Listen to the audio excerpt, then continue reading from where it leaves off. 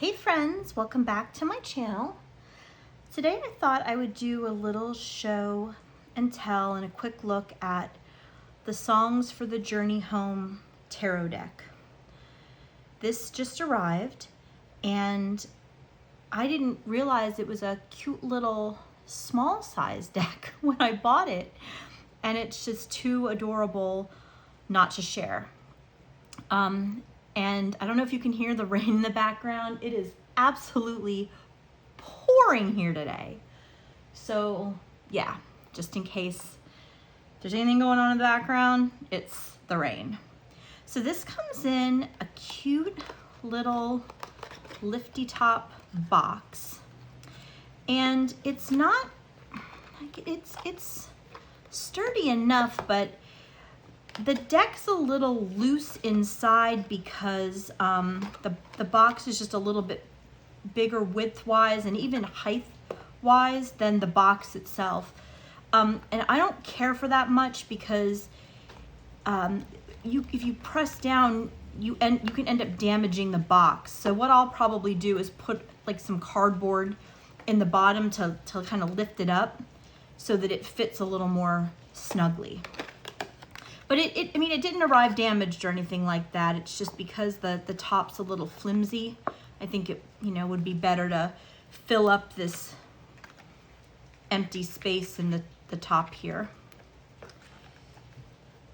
So this is just a super cute. This actually did come with a little bit of bubble wrap in it to kind of fill up the space, but it's not quite enough. So like I said, I'll put some cardboard in there to do that. I guess what I'll do first maybe is go ahead and do a flip through of the cards and then take a look at the book as well. So it comes with a little title card, which is very cute. And it comes with a little blessings card from the creators of the deck. And I know I'm gonna mess up this name, I'm so sorry. Catherine Cook is one of the creators, and Dorico von Somaruga is the other creator, and I'm really sorry if I didn't get the pronunciation correct on that. This has really cute backs with a little seashell and a star, kind of in like this little sort of waves, kind of a sun pattern, which I think is really adorable. This is a really beautiful, colorful deck, and I kind of go in like waves for colorful versus when I want something black and white. But when I go for color, I really love like very brightly colored decks. So we'll flip through the deck and show how pretty these are. This is what I would consider, a little bit more of a non-traditional kind of a deck. It, as I was kind of, glancing through the book a bit, it has quite a few, non-standard meanings, different from, kind of what I'm used to as someone who primarily reads the Rider-Waite-Smith. So, as far as like reading style or whatever, I would say, to me, it doesn't really fit into like the existing, standard systems that, we all kind of know and love.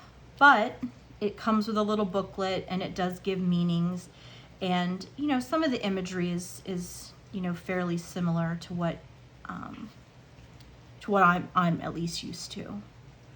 And I think, it can probably could be read that way, or you can go with the, the meanings that are given in the book. But this is just it's so beautiful. It's so lovely. The colors are so pretty. And it really is something very easy for me to handle at this size. I really have a kind of a love-hate relationship with round decks because on the one hand, they are really lovely and they have such a beautiful symbolism behind them. However, like to me, they're very hard to handle in general. And a lot of the round decks tend to be very large.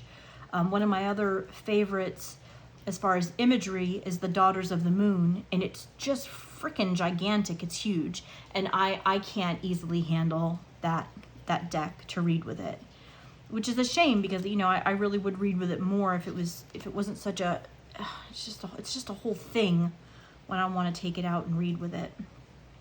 So instead of the standard suits, this deck uses the elements. So we would be into the pentacles or discs with the earth cards. And you'll see when we get further in that the court cards are also non-traditional. And I believe that this deck, going back to the size, I believe this deck actually was originally created in a larger size and has since been printed in like a mini size. And I'm very excited that I somehow unintentionally got the mini size, because that is, you know, that is my preference. This will be a lot easier for me to deal with when shuffling. And I haven't read with this deck at all yet, but I mean, I kind of fell in love with it as soon as I saw it. So now we're going to go into the court cards. So the page card is called Innocence. The knight is called Awakening. The queen is called Creating. And the king is called Resolving. But this just has like really pretty, going into the wands or fire. This has just really pretty and very symbolic imagery, and I'm really looking forward to you know, doing some readings with this deck. It shipped from, gosh, I don't even know where, somewhere in the world, and it took probably close to a month to get here where I am in the US. So it did take a little while, but you know, it's fine. I knew it would, and you know, it is what it is. Sometimes stuff just, it's gonna, now these cards, you know, it's the thing with round cards is they're kind of never facing the same direction. And I know some people read round cards upright or reversed, and some people read them depending on which way they're tilted, if they're tilted significantly. I don't really do that too much, but I've heard of people doing that kind of thing. I love this Queen of Wands, Queen of Flame. She's really beautiful. And now we're into the waves, which is the cups. This is a really fun Three of Cups card. The ladies in a cauldron, that's really cute.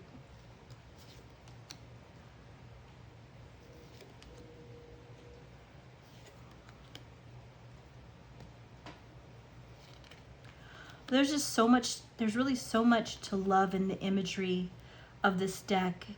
It just seems, you know, the imagery to me seems a little softer and really magical. And I love this resolving card, the King of Cups, as well. It's quite lovely. And now we're going into wind, which is the swords.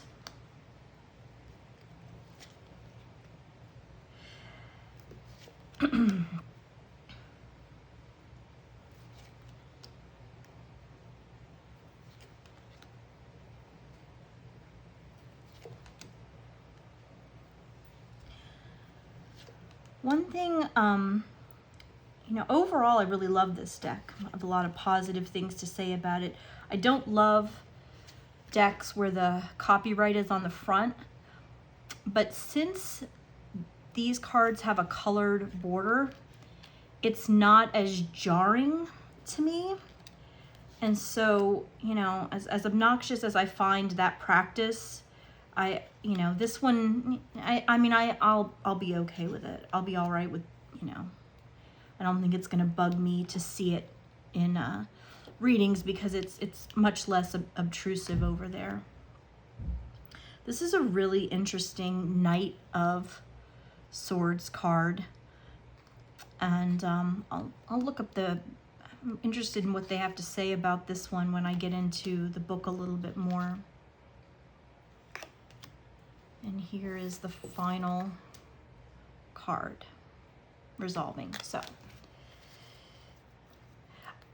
these actually, interestingly, these are, they don't really feel like overly thin or, you know, I mean, to me, they don't feel overly thin or cheap, but they can bend. And I can actually weirdly rifle shuffle these cards. So to me, that's a huge bonus because that's the way I prefer to shuffle. But I think done carefully, there really won't be a problem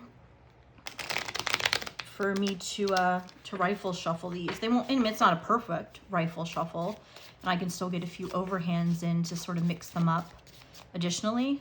But the rifle shuffle works, and I didn't expect it to when I opened these up. I just figured because they were so small, they would not give me, you know, give me a rifle shuffle, but they do. They also overhand really nicely.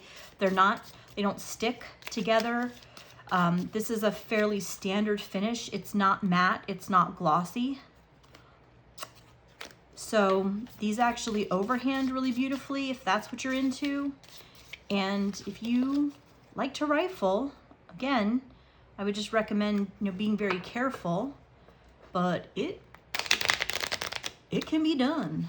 So yeah, there you have that. So taking a look at the book, this has black and white, and it doesn't have an image of every single card, but you know, that never really bothers me because I don't really feel like I need that in a guidebook. So has some background on the cards, talks a little bit about, you know, the majors overall, and then it goes into the meanings of the majors. There's a small, you know, paragraph for each card. And then it goes into an overview of some of these, like into the minors in general. And the court cards, the court cards in general. So the court cards are separate from the rest of the minors with their meanings. Here. And then this is, I think this one's Earth. I believe the hearth is Earth. And then each of the minors has, you know, a few sentences with a meaning. And what was the one I wanted to look up? It was the Wind Awakening. So Wind Awakening strides headlong into his future. Cetus's focus, he is oblivious to the effect he has on anyone or anything which happens to be on the same path. Wind Awakening may superficially appear to be an appealing challenge, as he may be so aloof, self-contained, and unmoved. It can be very tempting to think, I will be the one to make the difference in this person's life. So that was the Knight of Swords, which now that I've mixed him up, I don't know where he went, but he's in here somewhere, and that was just a really beautiful card. So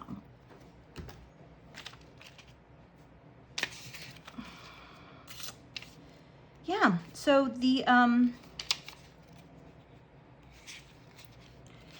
so I guess that, you know, I haven't really had a chance to look through this, so I guess each section of the minors has a little overview, and it has a 2 pages with, like, I guess more of like keywords.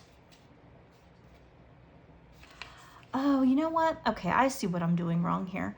So these hearth songs, this is kind of like maybe more like the numerology of the cards. So these are the aces. This is like an overview of all the aces, all the 2s, all the 3s. So that's my mistake when I was saying that this was Earth and Pentacles. No, this is just an overview of like the numerology of the cards. Then it goes into earth, and there's a little paragraph for each of the 10 minors. And then into fire, and there's a little paragraph for, so it actually has a little bit more for each of the minor cards than I thought when I was initially looking at this. So sorry about that. And then later on, it's got one tarot spread, and it has the Star Grandmother myth, which rounds out the end of the book. And that's it for that.